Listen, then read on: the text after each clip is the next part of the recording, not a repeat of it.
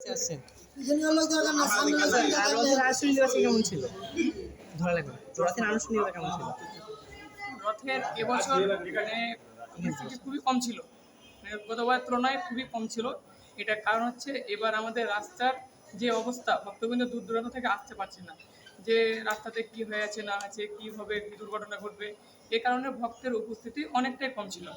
আমি উত্তরবঙ্গ বৈষ্ণব সংঘের আয়োজিত রথের 35তম রথযাত্রা উপলক্ষে এবার আমি ছিলাম হচ্ছে আইন শৃঙ্খলার প্রধান।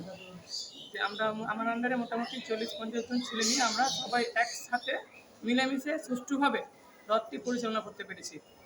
এটা আমাদেরকে খুবই আনন্দ লাগছে। আজকে রথে কি কোনো বিশৃঙ্খলা পরিস্থিতি দেখেছেন? না, এরকম কোনো বিশৃঙ্খল পরিস্থিতি হয়নি।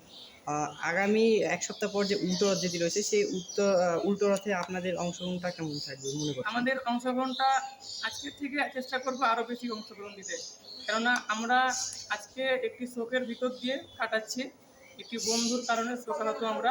তবুও আমরা আমাদের নিজেদের দায়িত্ব থেকে খুব সুন্দরভাবে পরিচালনা করেছি। পরবর্তী উল্টো রথে চেষ্টা করবো আরও সুন্দরভাবে পরিচালনা করার। ওকে, ধন্যবাদ।